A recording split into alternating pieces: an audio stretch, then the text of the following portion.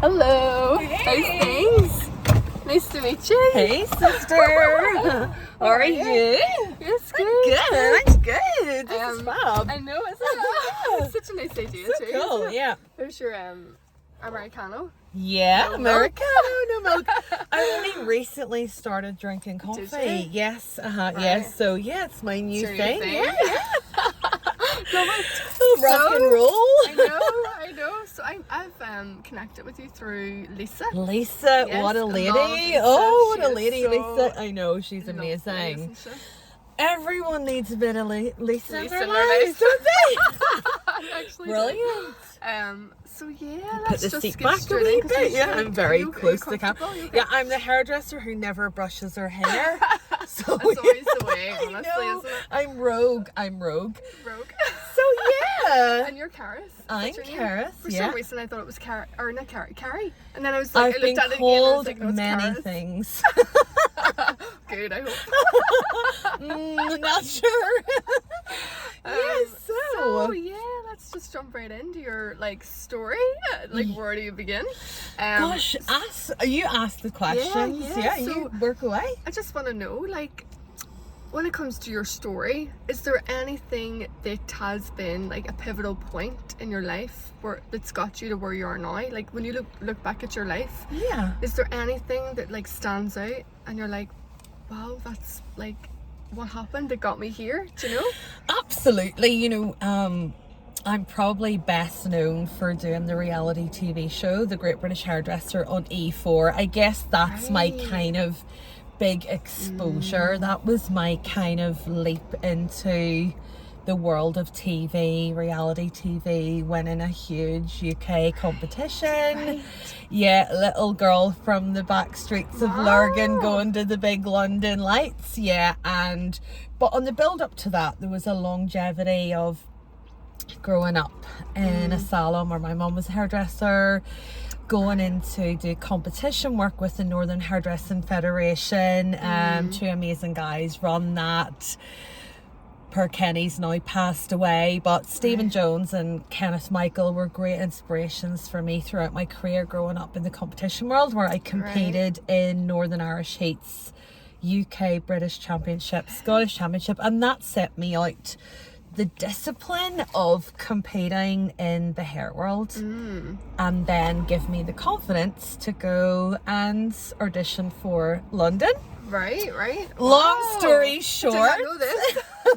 long Honestly. story short, I won the TV show and stayed in London, and basically that was my dream. I wanted to get out of the small town to the big lights, and that was what sort of catapulted me into that career. Oh wow! I know. So how did you even know it? Did you just apply? It was in the Sun newspaper. Was it? Yeah, and it was actually one of our sales rep for Goldwell at the time was there, just Keris, you really should Right. apply for this. This is so you. That's amazing. This is so you. And I was like, gosh, I've never had fear of my career. I've always had great confidence in what I do.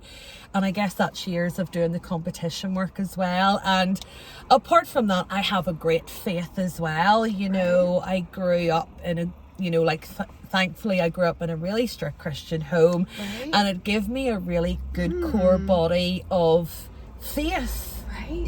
And I think love this. I think that has really instilled that in promoting my career and giving me that faith, and just handing it over to God and saying, I really want this, please make this happen for me. If this is for me, make this happen. And a lot of my amazing stories are because I have had that faith in God and in Jesus and in my, and a lot of people would be very shocked about that, about me, because I have lived a pretty worldly life, but I guess it's like God says he wants us to have everything but in moderation. Do you know what I mean? And I think people always, and that's something I've always shied away from, is being so vocal about my faith and my relationship with God. Yes, it's a very personal one, but it has had a huge impact on where I am even now in my career, so I have a lot to be grateful for.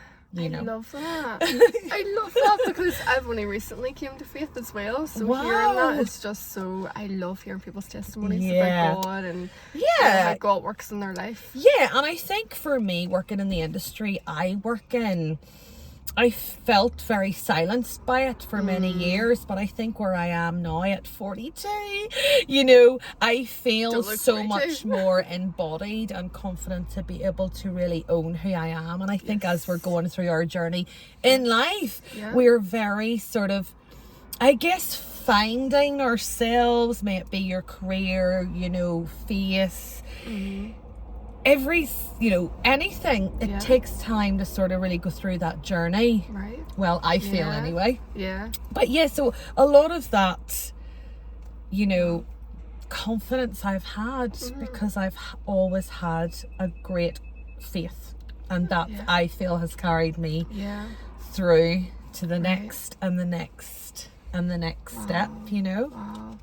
That's amazing. Chills. I love hearing about God. I just love God so much. And it's so amazing. Yeah, and I think, you know, it's like right now, a really amazing friend of mine, Leah McCourt, who is also a Christian as well, and me and her, like, I have so many amazing clients that I'm able to share that with. And actually the other Sunday, me and her wanted to go to this church in Lisburn, and we ended up going, and it was amazing. And it's so nice to just not only have my social life has changed dramatically now, so do you know what I mean?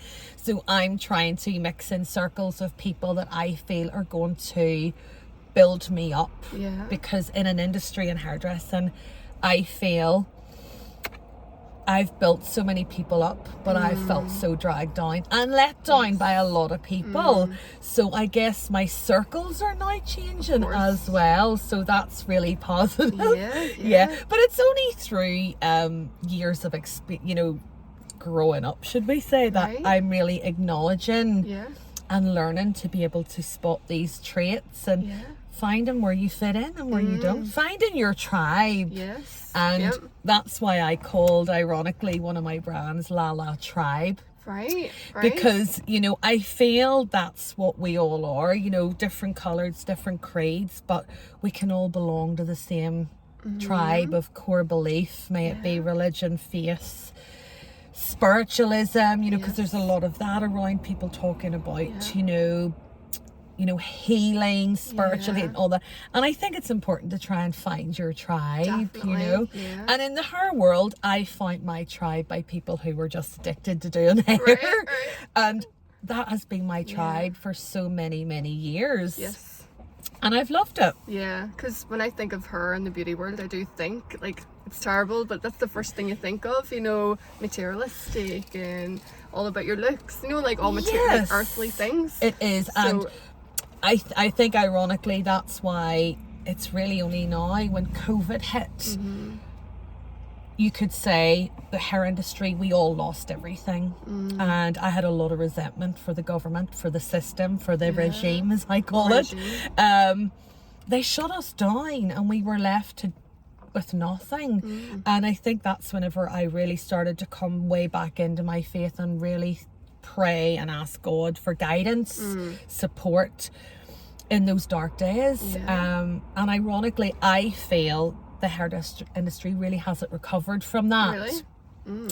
Every week I hear of more and more salons having to close their doors because it's just costing a lot of money. Now there's so many are thriving, which I love to hear, but I closed my salons because I felt my whole life through COVID had took a different journey.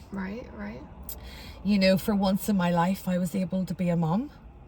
I wasn't tied to the salon chair. I wasn't a slave to the label, as I call it. And that's something I'd never experienced before, because after I had my daughter, I was back to work the week after I'd give birth. So in all of her little 7 years at that stage, I'd never spent more than a week with her because I was so dedicated to my work, and I was so dedicated, and I loved it. Don't get me wrong. I have loved, I love salon life, but it was an addiction. And I was stuck on the ladder, as I called it, where I just felt the pressure of what's next. what's next. Yeah. If I'm not achieving, growing, climbing, Yeah. I'm stagnant. I'm a nobody again.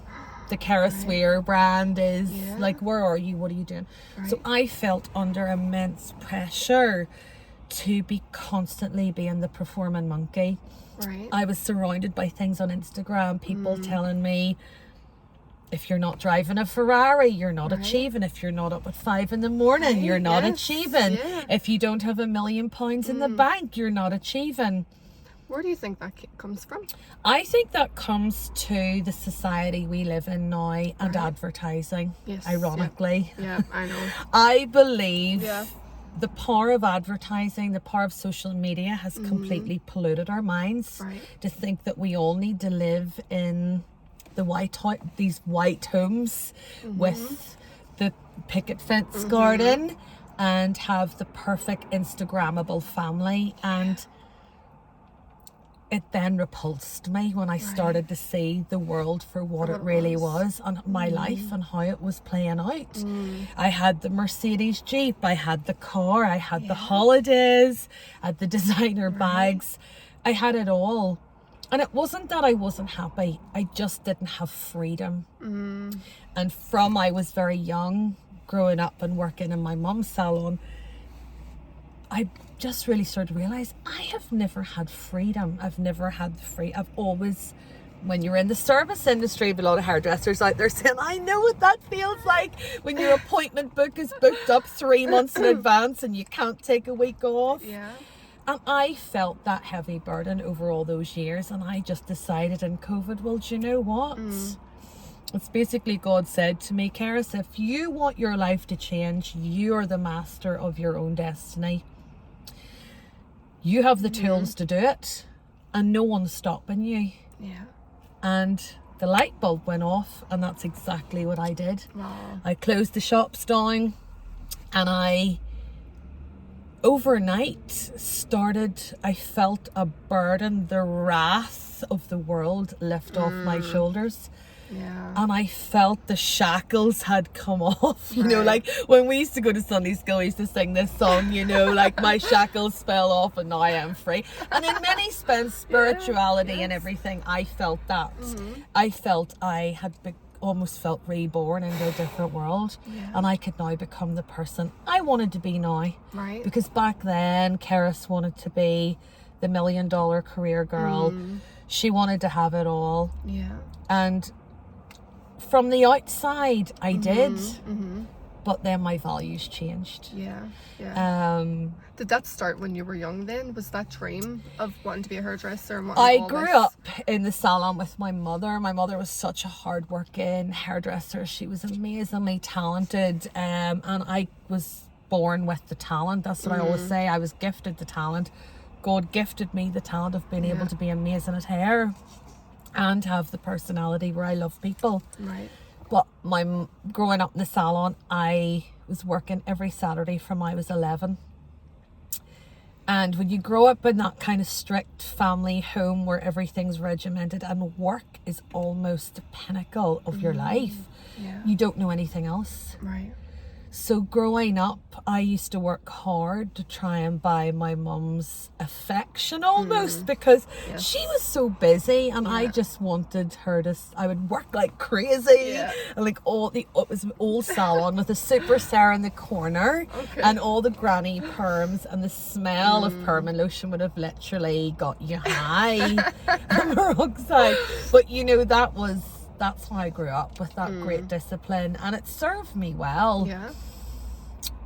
But at the same time, it took my mum from me, because I was working alongside her as a worker, not as her daughter. Do you know that way? So I learned valuable lessons to adapt into my own life, and I think now I got to the end where it was like time. I'm never going to get these years back. If I don't stop my tracks, I'm going to lose all the years with my Sienna. I want to be able to go to the park on a Saturday. I don't want to work Saturdays. I've worked Saturdays for like 100 years. So now I don't work Saturdays, and it's amazing. And I'm such an advocate of telling all the amazing hairdressers out there, you know, you just make time. I wanted to Yeah. work Monday to Friday. That's what I can do, you Yeah. know. So Yeah. we're in charge of our own discipline. Totally. And when you Totally. are a service provider, Yeah. I almost felt my clients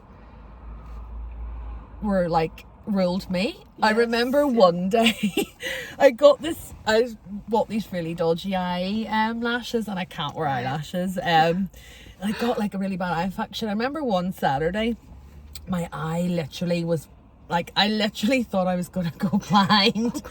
And I remember this one client saying to me, well, I hope you're not going to go home before I get my hair done. And I'll never forget it to this day. Ironically, she doesn't come to me anymore, so it's okay for me to say that. But it was just like, sometimes we can be very dismissive, or people can be, of us as being not just a service, we're humans. Yeah, You exactly. know, as well. Totally. We have families, we Yeah. have kids, and we've got responsibilities. So I guess, People I forget that. yeah. But it's a great industry, and Yeah. I've had so many amazing clients over Yeah. the years who've become friends, and And you do the hair extensions as well, so you have a business. I have Lala Tribe we launched Lala Saloon just before COVID hit. So ironically, but when we did open, it went viral. We did like a 2-year window of the brand, like a pop-up store in Belfast, and it was amazing. It went viral, and now we do like a pop-up with it now, or a concession into salons Right. for the clip-in hair pieces. So Right. so that's a little brand that I'd worked on for quite a few years. But and anything hair Is is me. I Yeah, need to go to you then, because my hair needs some serious absolutely. attention. I'm trying to grow out my hair colour, you see, because I'm naturally quite red.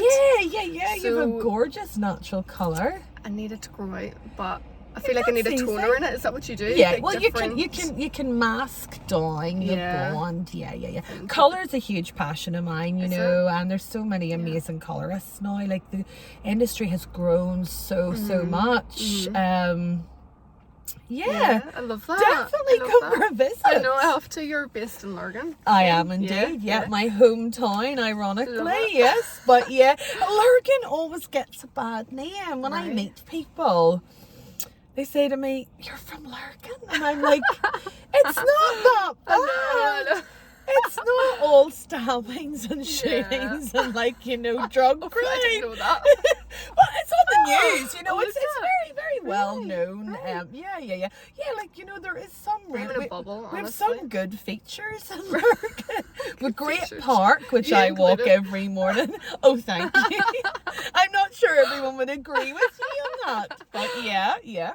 So, like, the whole TV thing then, was that, did you continue doing TV after that, or was So, that like a wee... sort When of I part of your won life? that, I then went on to work for store model management. So I then started doing session work. So I got some amazing jobs there as well. I worked with some amazing celebrities. I got to work the circuit. I got to work for like Fox News doing hair for like Terry Seymour, and I got some amazing gigs. I got to work for 4Music doing a lot of their Right. commercials. Did you meet anyone famous? Oh yeah. Did you? Oh, Any friends? Listen, there was lots of, like, Spill. there was loads, but they were all so lovely. Like, I never really had a bad experience. There was Right. only one bad experience well, it wasn't even a bad experience. It was just someone who was quite, the way you always imagine celebrities to be really antsy. Well, there was Right. only one. Okay. But it was on set of working with the Saturdays. Right. I'm not going to say Saturdays, which okay. one, Ooh, but she right. is on TV quite a bit at the minute. Right, So right. but I was kinda like, know. wow, how can you be that mean? Ah. But listen, Wow. most of my experiences were all amazing. Yeah. Really, really, really, really good. So Yeah. I can't complain. Yeah. London was so kind to me, and Right. everyone was so super kind. Yeah. So coming back home was a bit of a culture shock when Okay. I did. Yeah. Because I just came slap bang into a small town mentality again. Yes. yes. And Northern Irish people aren't very good at supporting people whenever they do well. They're always looking for holes. You know, and I grew up in that because I remember, you know, when I was young, my mum going, oh, but sure, there, you know, any, you know, Gil Weaver said. But you know what? It's, I don't totally even get think that. Northern Irish people think it's offensive anymore. No. I think they've give the license for it to be okay. But, no, I came back home and then started just to build the salon business again. And it's been amazing. And then I had my daughter, Sienna. Yes. And what age is she now? She's 8, going on 18. Okay. Anyone who's got 8-year-olds will agree with me. Yeah, like a teenager. I know. So yeah. And what's that journey been like then with motherhood? Have you found it like the hardest journey? Well, it's definitely, you know, I've listened to different women on your podcast, and they've all said it does blow, as you know, it changes your life. It does. I look back and I thinking, where did all those years go? How did I even get through all those years? Like working, juggling. But I did, and you know, now I've decided that, you know, being a mother is kind of my almost full-time career now. Yeah. Because it's a big investment. Yes. You know, the biggest investment. It's a big investment. So I'm kept busy now. Sienna's she's so confident and creative, and amazing. You want to nourish that. So now we're singing lessons and right. you know, music, and she plays the double bass. And wow. And I always wanted to be able to sing, but I couldn't. Obviously, I'll not give you a tester on that. But you know, it's so amazing to have these little people that we can nurture and grow and give them the best opportunity in life, you know. And I was actually just saying to a client the other day, you know, I grew up in a strict Christian home where we went to Sunday school, we went to church, and you know, I'm sort of at that point where I'm trying to instill that in my Sienna, going to all the wee clubs and going to Sunday school, because I find it served me well and give me a great foundation in life. And that's what I'm trying to, I don't want to slip up, you know. So I think it's my biggest career right now is my daughter. And my career, my goal, as I say, is to be the best I can be at that. So nurturing them and giving her time, which is something I felt I missed out on, is, I was going to say that, it's important to me to try and give her the best opportunities, the best of me that she can, because you know, we hear so much about like child anxiety and all these other things that weren't floating about, or they weren't talked about when I was small. So the world's a much more darker place now, and I feel we have to protect our children. 100%. Like, something that I'm so passionate about is I don't allow my Sienna an iPad. And I would love to get this message out. Well done, get it out. I would love to get this message out because I did a lot of research about it. And if you only knew what you were giving your child the minute you're handing them that iPad, you would burn every iPad in the house, because it is the most toxic, dangerous thing you will ever give your child visually. Also, they create their first experience of addiction with an iPad. It, you know, triggers the endorphins in the scrolling. It's addiction. So their attention span is a lot less because everything's so instant. It's so much for a child to take in visually. And I just think, I took it off my Sienna when she was 5, because Peppa Pig I didn't mind, could cope. But when it started to go into YouTube, I seen the behaviour instantly change. Wow. because of this scrolling. Not having the attention span to watch a program to the end. That wasn't good enough anymore. It was the I can't wait for the next. Yeah. Seen her then when I was maybe doing something for her, she was getting into a whole panic scene, like hurry up. But we're instilling that in our children, and it's the most toxic thing. People wonder why children have behavior deficit disorders and things. I'm not saying this is all because of, but what I have experienced in my experience, I could see it kills me when I see children in restaurants with iPads on their faces in buggies. I don't mind a bit of Peppa Pig because that's okay. But see when they're starting the motion of scrolling. Yeah. And then they move on to TikTok, and then it's not censored, and then they see things and they hear things that their little innocent mind should never be exposed to. The world is over-sexualizing children from a very young age. It's everywhere. Yes. It's everywhere. Yes. And even something as innocent as a child having a little dance and a twerk can be misconstrued a different way. Totally. That's how sick the world has got. It is scary. So scary. I'm so passionate about get rid of the iPads, guys. I'm so passionate about it. Yes. Addiction starts early, and to me that's the first addiction everyone hands over to their child. Yeah. And it starts a trend. Mm-hmm. And that's how you develop addictive personalities, in my view. I agree. I just think we need to be a little bit more attentive. And that's what I'm having to do now. Yes, I'm only getting to do it now instead of 7.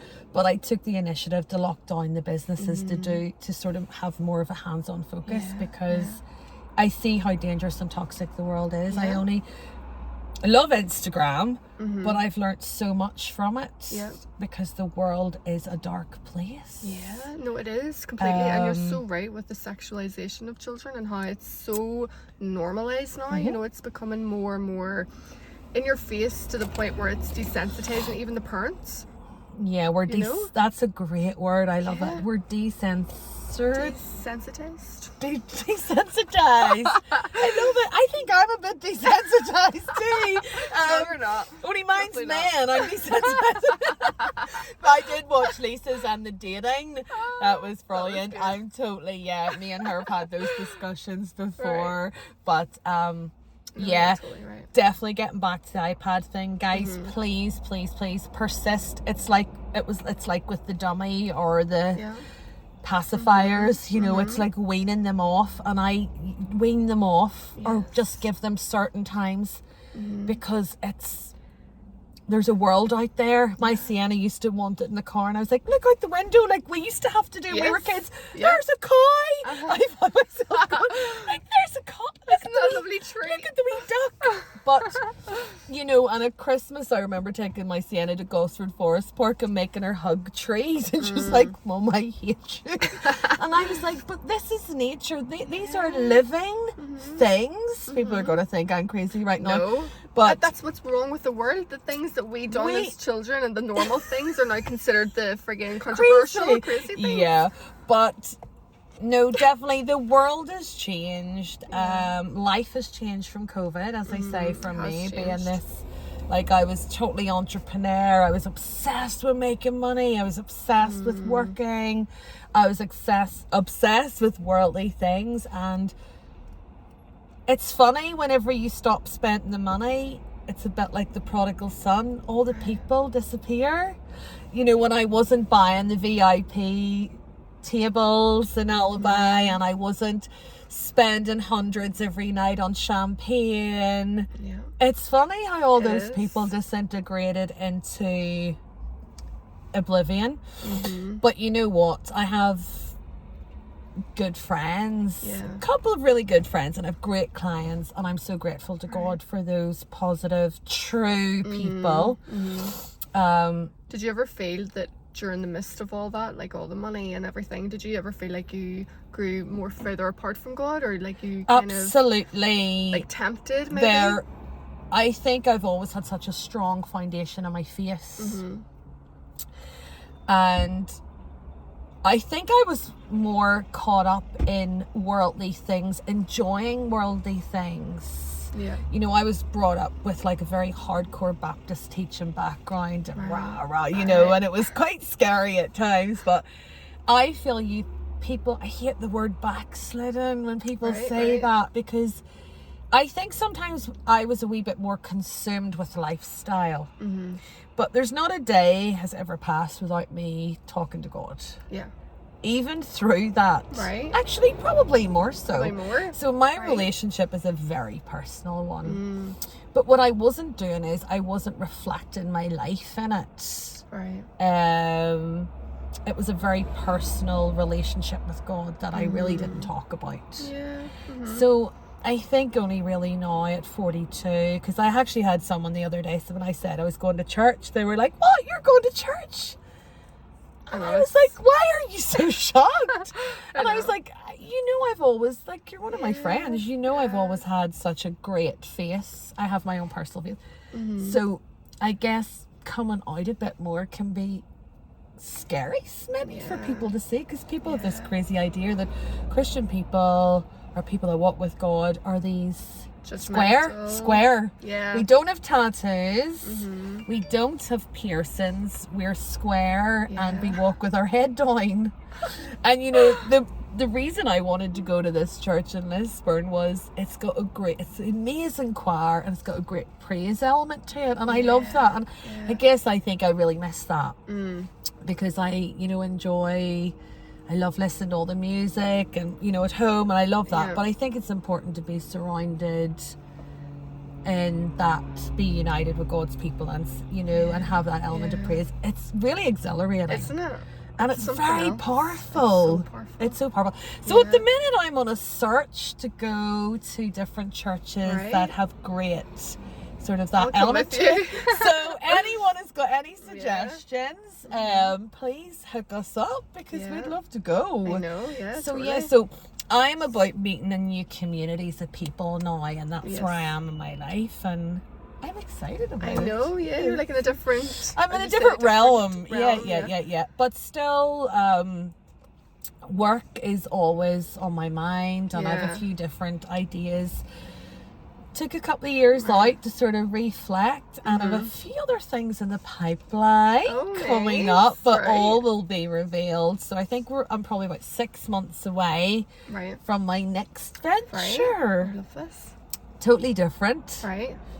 Totally nothing to do with hair. Oh, right, okay. I know. Oh, so watch this I'm space. excited for that. I know, so am I. Yeah, Very good. Amazing. I was going to say something, I forgot. That's the part, KERIS. Oh yes, that's what it was. So I always ask this question, what is your legacy? So what do you want to leave as your legacy in life?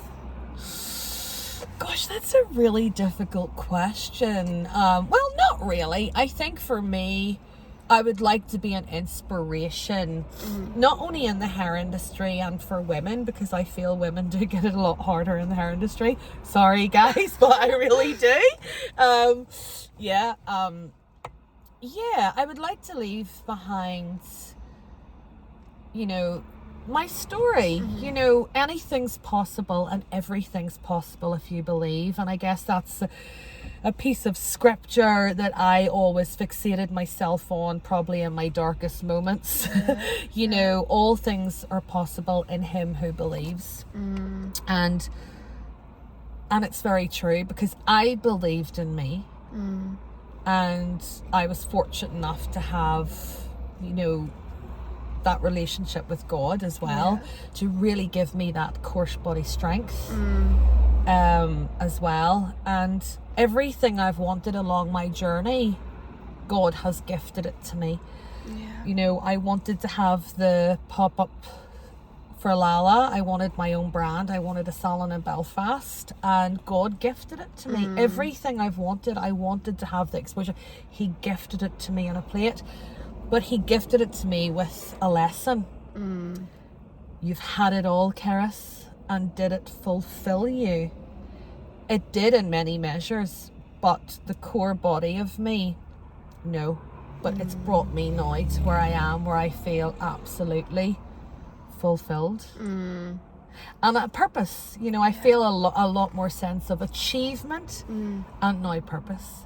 So I had to go through all that to get to this point, to get to here, which I think we all have to do, because Yeah. I listen to people always being so busy. I just think I used to be that person. You know? Yeah. It's like doing that like lesson as you. And you when I said. was so busy, all I wanted to be was, oh, I wish I was off on a Saturday. Yeah. And now I am. Now you So are. the roles are us. So my legacy would be absolutely just what I said, you know, believe. All things are possible. You just gotta believe it. I love it. There we go. Yeah, I love that. And actually, I have some wee random questions because I thought this would be nice just to ask some questions that are just random. You know, All not above really- board now, I hope. Well, you can answer whatever you want. Okay. So right, so this is one of them. So what's something that you wish you would have said? That's a hard one, isn't it? Wish I had have said. Gosh, that's a really hard Isn't one. it? Wish I had have said in any situation. In any situation, just in life, when you look back, is there anything you wish you had have said in the moment, or I done think most with people that someone? know me is going to probably say there's nothing that KERIS could possibly wish she should have said. Yeah. I think, yeah. Put you on the spot. I know. Yeah, It's hard. it's on the spot, but is there wish something I had have said? I can't think of anything. Yeah, that's great. Really, because I am quite verbal, should Yeah, we say? yeah. So do you know, Outspoken. nothing's coming to mind. Outspoken. So many people. Oh my God, honest. Well, I don't know about that, but anyone that knows me, my bark's worse than my bite. You know. And my biggest problem is I always want to be everyone's friend. Yeah. That's why I was a rubbish boss through all those years, actually, to all my staff, sorry, that I used to have. Because you know that my bark is worse than my bite, and my deliverance can be quite fiery because I'm a fiery person, but no harm meant. Anyone out there? Yeah. Right. Let me see what other one I can pick. What's the most painful thing you've been told? It's kind of a deep one, isn't it? Painful thing I've been told. In what context now? Like, these are really Aren't different. they? I know. I actually just thought I'm going to ask a couple of random questions Yeah, too, no, just to make it random. more. So read that to me again. So, what's the most painful thing you've been told in your life? Oh my gosh, I know what it is. Yeah. Whenever I was diagnosed with melanoma cancer, 2nd of November 2018, I was diagnosed with melanoma cancer, and because of the history of cancer in my family, I think at that moment I'd rushed in to get my results thinking, this'll just, like, hurry up. I had a client waiting in the salon with a balayage on, meanwhile. Rushed to Craigavon to get my results and just thought I was rushing back. So I think that was a huge moment where I thought, sugar. So I'd rushed in and she says, KERIS, it's not good news. And at that moment, I think those words will always haunt me. So yes, that was probably one of the hardest things I ever heard. But ironically, I have been in remission from it, and I'm doing good. And yeah, What age were you then? Was that recent? yeah, that was 2018. So that would be about 3 years ago. No, I went to be 4 years ago. Yeah, so I was it a 40. journey? Right. I was 40. Yeah. See, when you hit 40, everything starts going south. It's so true. Wow. So that was probably, to answer that question, that was probably one of the worst things I've ever been told. Yeah. Right. And just sorry, if you want to talk about it, of course do. But if you don't. Oh gosh, But listen, is that- you know, cancer is one of the biggest killers, and I'd already gone through a journey with my sister. So, you know, I think work got me through that year. Right. I was in the middle of setting up Lala. So I think, ironically, setting up that brand and bringing it to the Lisburn Road was my saving grace in that journey, because that took my mind complete. And as I say, it was all part of God's journey for me as well, because that took me off to La La Land, as it were, a totally different place.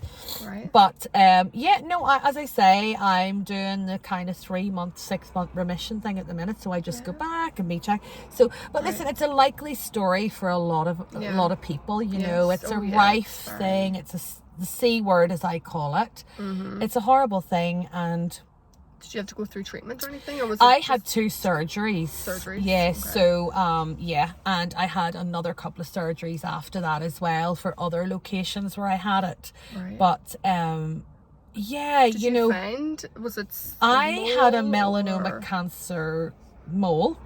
Right. Which ironically had come up. I'd just come back from Portugal with my brother and his wife, and I'd come across this mole. It was just under the boob, and I thought, it's just stretched because I've got fatter. It's totally fine. But no, I went and got it checked, and I never thought it wasn't raised. I didn't, and next thing So it was new? It was a new mole? It was an old mole, but had got a bit fatter. Really, it hadn't. Does that make sense? But yeah, so I am a person get up and go type of person anyway. So I was like, oh, it's grand. But yeah, so I then had another few localized moles as well that had come up after that. So it's an ongoing journey, just checkups. And I had the 2 surgeries. I had 47 stitches after the second surgery. So it was very, it was sore. And I was back to work a few days after. So the industry doesn't help us sick people, but ironically it got me through it, and I'm doing okay. I'm good. But you have to look after yourself, definitely. Totally. Did you were you a sun worshipper or anything? No, like say, I'm quite fair skinned and freckly, so like I was a big tanner, do you know what I mean? So sunbaths? Did you ever do sunbaths? Very rarely. Yeah. So, isn't that crazy? I know. But we're in the all clear at the moment, it's all good. That's it. Good. It's all good. And let me think of another one. Okay, this might be a wee personal one, so you don't have to answer it. But no, do you know why I was joking there? Because I thought it was actually my ex-partner saying his dad rolled up in the car. I was like, is it? But it's not. We're okay. It's okay. All's good. So this one's personal, so you don't have to answer it, but I've seen it and I Hit thought, me with it. So who was your greatest love and why did you fall in love with them? Who was my greatest love? Is this like a person or a thing? Whatever, or anything. What was my greatest love? I think my greatest love has to be the hair industry. It ruled my life. I was born into it. It ruled my life. I was consumed by it. It's made me tick. It got me through happy days, dark days. The people. I just had such a passion for the people. Were always so exotic looking. Like, I grew up in like the sort of 90s, noughties, whenever the original, the salon 80 film, all these superstars, when hairdressers were like superstars. Yes, yeah. And I just aspired to be like that. Yeah. So, ironically, being born into it, a backstreet salon Lurgan, and then making it to London and then doing my own thing, the hair industry was my first love. I loved it. It's consumed every part of my life. I've put it in front of relationships. I've put it in front of lots of things, and it totally consumed me. Right. But I absolutely still love it to this day on a different wavelength. Yes. Maybe not so consumed, but I would definitely say the hair industry has been my biggest love. Right. Yeah. I love it. Yeah. I didn't expect that, but that's sad. Amazing. No? Quite sad. No. But it has been, if I'm totally honest. And any of my ex-boyfriends will tell you, you know, the hair events and hair always came first. You know, like when Right. Sienna was born, even her dad, you know, used to say to me, like, you know, everything's work. You know, and looking back then, it was a hard thing to come out of when you not when you've been used to it for so long. Yes. And ironically, it has ruined a lot of relationships of mine because I've put it first. Right. But now I've learned that it's definitely not first in my life anymore. Right. Yes. So yeah. So Right. there's been highs and lows, but yeah. Do you have any regrets with that? No. No regrets. You know, I've met some of the most amazing people through the industry. Yeah. I've been to some of the most amazing places. You know, I've worked in LA, I've worked in Vegas, really? I've worked in Wow. all over the world. Amazing. So have you worked on some like famous people or celebrities? Yeah. Have you done her? for them? Yeah, I List me have. some, I'm give not me a name some. dropper. Are you not? Tell Okay. her to check out my Instagram. She hasn't checked out my gram. Go have a look at my Instagram. And you'll see some did, famous faces. Right. Oh, so yeah. So like recently- my iconic, well, I done Denise Van Outen there. Yes, She's right. probably the most recent. Yeah, I love Denise. Yes, I was obsessed yes. with Big Breakfast growing up. So when I got to do her for the TV amazing. Awards last year, it was like, oh my gosh. But you know, I treat everyone with the same, whether you're Denise, Nicole Scherzinger, Sally from Totally. down the road. Mm-hmm. I have the same banter with everyone, Yeah. you know, and I think that's important that everyone gets the same. Yeah. Treat Same everybody treatment. the same. And listen, not you know, like I'm the kind of, you're either love me or hate me kind of person too. You know, you can't please everyone, and I've learned that. Yeah. Yeah. You can't please everyone, Mm-hmm. and I'm my own worst critic, so yeah, do you know, Yeah. I get that. I'm not Yeah. looking to be, I've never wanted to be or could be the skinniest girl. I've never Mm-hmm. wanted to be the famous girl. You know, I've just been the hair girl. you Right, know, yeah. The Cinderella hair girl. And, you know, I've loved that. And yeah. you've remained yourself, you know. Yeah, Enjoyable, I you know? think I'm quite I don't think I could be tamed fully. I think I've tamed No, a you lot. tamed. I think I've tamed a lot over the years, Yeah. but I think anyone that knows me, I've definitely got a cutthroat personality Yeah. as well. But But we need Yeah. that in the world. We need people to say it how yeah, it is. I and think I'm controversial, Yeah. especially with, the world. you know, when COVID hit, it was like, whoa, you Well, I'm in know, there with you too. you're not vaxxed. Get Oh, out, yes, you know, yeah. like you're not. Yeah. And I just thought, well, we're going to see how this is going to play out with you. And Mm-hmm. ironically, you know, like I have family members don't speak to me anymore because I'm not vaxxed, and I'm like, do you know what? We're going to see how that plays out for you. Whenever you start growing horns and a tail. Sorry, it's making me sorry. But yeah. Do you know what I mean? But I'm fermented in my belief about Oh, that's that, it, and yeah. that's it. Yeah, There's no go. yeah. And And we need that though because ironically, closing all our salons down with no evidence, no nothing. I'm sorry, they destroyed us. Yeah. And that's why I'm anti-regime. Yes, yes. But yeah, so I just thought, you know what's the purpose of all this working for? What, you know, and it was able to give me a great analysis of what are we doing this all for? yeah. Like we're living in an inflation tax governed world. There's nothing free about this world. We even pay for water now. You know, Exactly, yeah. that runs off the mountains. We pay for it. Yeah. You know, like they're going to be charging us for sunlight and daylight next. They will. You know, hatting down the hatchets or batting down the hatchets. You know. Yeah. So yeah. No, I love that. Please keep talking about these things because people are afraid to speak about things that are outside the norm or outside what everyone else is doing, you know? Yeah, So and we I need think that just complies with the world we're living in now. Yeah. Everyone wants to, you know, it's like, I'm going to be really controversial. Yeah, it's like my Sienna goes to a Christian school.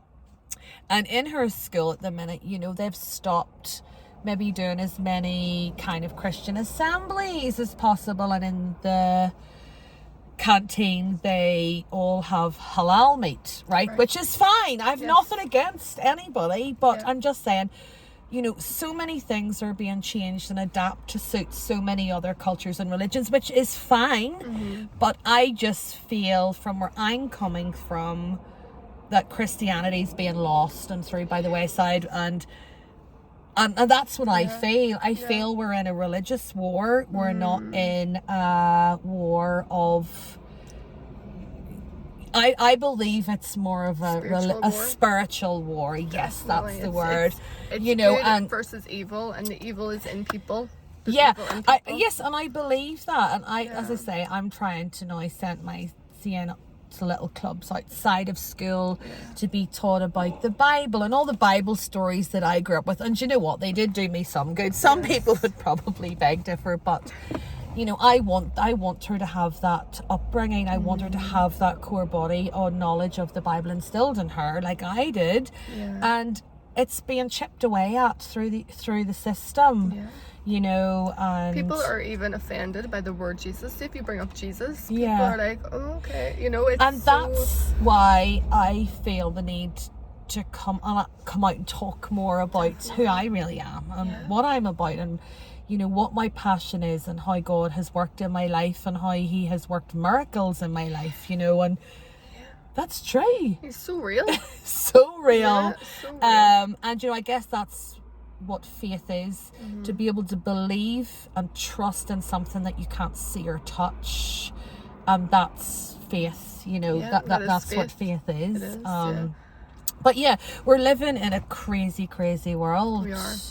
You know, I was even offended when churches closed in COVID, because in my head, I don't see how God would ever, or Jesus, if he was here on this earth, would ever close down a church because of COVID. No. You know, like, I just think that, and that's something I really struggle to get my head around. And I struggled going to church for many years because I feel it can be quite high deficit anxiety going into those kind of settings. Sometimes you don't always feel the most welcome, or there's an element of anxiety going into churches as well, you know. So I guess that's why I've shied away from that for so many years. I think it's finding your church, isn't it? I think it's finding your tribe. It is. It really is. Maybe you haven't found it yet. Yeah, no, that's it. No, that's totally it. So but COVID changed a lot of people's lives, and it was definitely a wake-up call. And I think from COVID, people are starting to, like, you know, realize, right, we're being lied to, right, we're, you know, it's not all what it seems. Like, we're starting to question. I think people are waking up a bit more, you know. Well, I would like to think people are waking up more. I guess, you know, we have to question. We can't just rely on, like, these people and it's the authority roles, you know. Absolutely. And it's people aren't you know, it's like schools and education now, our children are manufactured not to think and not to question. Definitely. And you know, there's only one right answer in the world. There's not only one right answer, you know. And you know, it's going back to different issues people have with gender as well. You know, and if I say I believe there's man and woman, I will be scorned for that. I know. Do you know what I mean? And that's what I believe. I believe God created man and created Eve, and I believe there's two genders. And I find it ridiculous when I hear other things, but that I should be allowed to believe that and not be called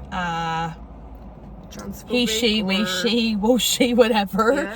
Do you know, because we're allowed, and I feel that's, I think everyone should be allowed. I love everyone. Regardless of who or what. You know, whether you're gay, straight, Australian, I love you. Like, I have got so many friends from every genre of life, and I love them all dearly. But you know, you should be allowed to, you know, say how you feel and what you believe, and I what think is right. From where I'm coming from, it's what I believe. You know, and in my faith, that's what I believe. You know, and I'm have to just whatever keep- anyone wants to do, Yeah. but I'm not scorning people, Yeah. but that's what I believe. Yeah, just don't put it on to me. That's the kind of thing, you know. Don't like make me have to change my like Yeah. beliefs. Yeah, to I make think you whenever comfortable, you know? my daughter's coming home from school and said, you know, well, I heard someone can be a bee, and I'm like, no, Sienna, Baby, if you're a boy or a girl, you can't be a bee. oh, a bee, A bee. was a bee. A bee. So, you Oh, know, flip. the children must have even been chatting about this. Yeah, Someone is a bee. someone's a bee. No, I don't know where or what, you know, but No. I just think myself, I'm like, that's ridiculous, you know, but it just shows you how in their little minds they're so absorbent like sponges to think, Yeah, well, can I be a bee? yeah. You know? That's why we need to protect them. Exactly, You know? exactly, yeah, They're so innocent. They so are, Yeah. until the grips of the world gets a hold of them, and it's up to us Yeah. to shelter and protect them, you know. Yeah, And it's just horrifying, the stories that we hear nowadays of, you know, child abduction, child Yes. trafficking, child abuse. It's on Yeah. every corner, you know, and they're issues that our society's so much of it going on. Our society is so damaged, yeah, and there's so much trauma now as well. You know, I'm finding that even more and more. There's so much trauma in the world, and there's so many people that are just crying out for healing, yeah. crying out for help. And you know, drugs, as in like prescriptive drugs, aren't always the answer. Yep, You no. know, I don't believe that. But It's just a band-aid, you know. You're not really getting to the root. yeah, that's and I what we think need. that's what's wrong with our system as well. You know, our doctors are so overstretched and run our NHS that people aren't getting the proper help. They're Yeah. just being prescribed drugs to sort of numb the pain, and it's difficult. You know, there's so much of it out there. Oh yeah, yeah. But yeah, And it is going, and I think that's why I myself found God, because I seen like the darkness, I seen the evil in the world over the past year. Like I've really seen a lot of like darkness, and I thought, this so is how did you? terrifying. What was your moment, or like how did you find God? What was your So it was like a series of different events over a year. So it was Okay. last year. Okay. So it was one thing after another, and for me, there was one thing that kept happening, and I've had this dream. I wouldn't even call it a dream, but I mean, Yeah. it was a demonic Yeah. entity that was coming to Yeah. me for the last like 5 years, Wow. maybe. Oh my goodness, I've got the goosebumps Yeah, now. yeah. So, and I think a lot of that, I opened a door when I went into the spiritual side of things, like tarot cards and Okay. Reiki even. Like, and I'm not trying to, because people are going to be offended when I say Yeah, this, but this no. is my own opinion, and this Yeah. is what I believe. I Yeah. open doors to, you know, playing around with Yeah. basically, it's witchcraft, you know, it's, Yeah, and it's playing with dimensions, it's playing with different, yeah, it's a dark side, and I often believe that too, Yeah. because I've had a lot of Yeah. clients come to me and Yeah. they say, "Oh, would you know, I got my fortune told," Yeah. but I believe there's a dark domain. That's just what I believe. Yeah, But it yes, so definitely is. And all these different things, crystals, whatever. So I was really into that and doing meditation, transcending out of my body, having these different. I was and what was that like? I mean, at the time, I thought, wow, this is healing me, like from, you know, maybe Yeah. trauma from the past, and Yeah. this is great. But as time went on, I just could really sense like there was just a dark Entity thing. there. Yeah, Yeah. and I could feel it. Yeah. So in my dream, I would have this dream maybe once every 6 weeks, I would say. But in the dream, this thing, which I believe was demonic, Yes. would get me out of my bed, grab me, pull me down. I would know I was in the dream. Yeah. So I would see myself coming out of the bed, pull me into the hall, bring me down the stairs. You were visually watching this. Yes. So it was like an outer body experience, but you were Yes. dreaming. Yeah. Yes. So I knew Okay. I was sleeping. I Yeah. was like, I need to wake up here. Like, hurry Yeah. up. And I would feel it bring me down the stairs, and it would always make this big wail, big loud scream in my face. I Yeah. can't describe it. It was so Yeah. loud, so eerie. It gives me chills even Yeah, thinking about it. yeah, But it yeah. was very. And my only way to like protect myself was to do it back. So like I had to like sort of. You had to exhume this noise. Yeah, to scare it back. So I was screaming like Wow. that too. And then I would wake up And I was like, oh. That is so... It was so dark. It just didn't feel right. And for years, I would have that dream. And I was doing all these different things, like going to Reiki masters, and even studying it myself. And it was going, I need someone to heal me from this, because I feel like it's trying to, you know, it keeps coming to me. So then last year, it was coming more frequent. So it was like nearly every other week. Okay. And I was like, it's getting too close. Yeah. So then I done a breathwork session actually in the summer, and it was like a shaking, screaming. Okay. I never ever thought I would react like that. It's crazy what your body does when you're in that kind of breath. Yeah. I started screaming, like it was an exorcism. That's what it felt like. So everything was going crazy. I was screaming. I was making that noise in the dream. I was making it there. Oh my gosh. Yeah, so I was doing that, and then afterwards, the lady that was obviously doing the session with me, she opened the window, got her big brush, put it all out outside. Yeah. And then I didn't really have it for a while. Like, I didn't actually, I haven't had it since. Sorry, I haven't had it. But something kept calling me God. Yeah. And I felt like Jesus. I know it was Jesus. Yes. Jesus was around me. He kept calling me, and I was going, no, because that's religion. Don't want to know. Yeah. Do you know? Yeah. Like, my perception of religion, it was very. Yeah, it was very sort of like straight, stiff upper lip kind of. Yeah. Straight jacket. Yeah. So I had a really negative view on religion, and I didn't want to know about it. But I would pass this church. The last 5 years where I live, I would pass this church, and I would always say, come in, and I would be like, no, I'm not going to that church. It's not, I don't want to be religious, blah blah. But then last year it was calling me. Calling me. And then one day, this is a series of different things happened. Like, there was another event that happened that really, really, took me down. Like, it was awful. And then another thing happened last year, and it was just all these different really horrible things that were happening.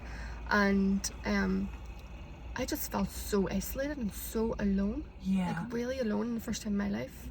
And obviously having 2 small kids, it was, and then I just felt God speaking to me all the time. I can't even describe it. It was just His presence was around me, and He was saying, Sergeant, I'm here. Like, you're not alone, Yeah, I know that you're feeling. Here, I'm here. Yeah. And then one day it was crazy. It was the weekend on a Friday. I just went on Amazon, and I was like, I'm going to buy a Bible. I don't have one. I'm going to buy one. Got a wee small pink one. It's actually my first year. On the Saturday it arrived, and then I looked at that church and to see if it had a Sunday service, and it did. So I was like, right, I'm going to get up in the morning, Sunday morning, I'm going to go.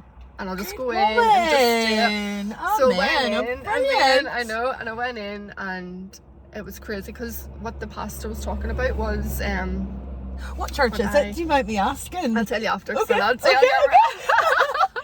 But the pastor, what he was talking about was grace. Yeah. Grace, and that's what I was reading up on like the day before. So I was like, wow, so this is what it means. Like, I don't have to, prove, like, God just accepts me when I believe in Him and like give myself to Him, like grace. And then the pastor was talking about this, and he's amazing, this pastor. Oh, he's brilliant. And I just started singing Amazing Grace, and I just started crying. I love that song! It's my favorite. And it's brilliant versions on YouTube. They so help. Yes. So I was crying, and then afterwards when I went out, I had to stand there. I wanted to speak to him, because I was like, I need to tell someone, like, this feeling I have with Jesus. Like, I need to speak to someone.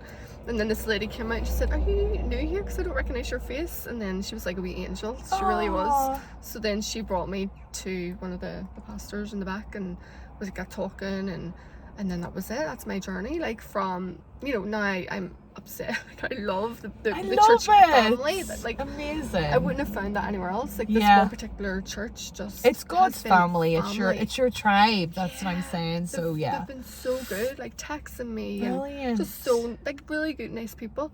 And so it's been a journey. Like, I'm so grateful for it, grateful for God. That is amazing to hear that, because, like, whenever you invited me to do this, I was, like, thinking this morning, right, what am I going to talk about? And then I was throwing on some makeup, and I thought, do you know what, God, I'm just going to talk about where I am, like, around my life, and how much I'm just going to be real. Yeah, that's it. And that's what it's about. And I've got here. That is so so good. It's so amazing. Yeah, I love it. I know. I haven't really shared that actually. I have shared it, but Well, not you as know, much it's in depth so as I have right important now. to share it, because if I could give someone what the gift that God's given me through my career, Yeah. I have had such a blessed career. And I knew whenever I auditioned for Great British Hairdresser in Manchester, on my second audition, I knew that I was going to win that show. God had instilled in me, he was saying to me, you can win it, KERIS, you're going to win this. Yeah. And from that second audition, I knew I was going straight, fast tracking to me standing there in front of James Brown with another winner to win the title of Great British Hairdresser on E4. He is so good. And that's the power of so faith. And, you know, I live on my own. It's just me and Sarah. I'm a single mom. Yeah. You know, I don't have a great support network around me. And God's the reason that's got me through those dark days, you know, feeling lonely. I say, if I had to ever say one word that I ever felt in my life, it would be sometimes I feel more physically lonely, earthly lonely, but I never feel lonely, spiritually lonely, because God always picks me up, always picks me up. And he's so real. Like, I cannot, like, people before I have had this experience, I would have went, what, you know, but he is so real. And I honestly, like, I would have been really scared before, you know, even talking about things like consider religion, but now I'm just so passionate to get, you know, God's empowering his people, you know, and whenever you ask for strength, he will give it to you, you know, and I feel there is a great rising of younger generation Christian people as well. But that's amazing. I know. It's so amazing. It's not even a religion to me. It's a relationship with God. And that's what I say, because I hate when people say to me, I didn't know you were a Christian. I was like, I really don't like that word. I don't like the word, because I think anyone can put on the Christian badge. And I know people that I would run a mile from that wear it, you know, to be frank. So I always say I have a personal relationship with God, and I'm working on being more vocal about that and sharing my story. And I believe that's where God's brought me to now in my life, to be able to share my story more. So definitely. Oh, it's such a lovely way to end the video. So lovely meeting you. And you too. And I hope this isn't the last. No, it won't be. No. It definitely won't Brilliant. be. Oh, thank you very much You're for so sharing your story. I'm sure there's so much more we could have talked about, but I think could do another one. episode. Exactly. Another episode. And I have another thing up my sleeve too, like you were saying. So that's brilliant. coming in a I few love months, it. so that we'll be on that's that too. amazing. Well, listen, thank you so much. I've loved it. Appreciate it. Love my coffee. Thank you so much. Thank you. Thank you. Bye.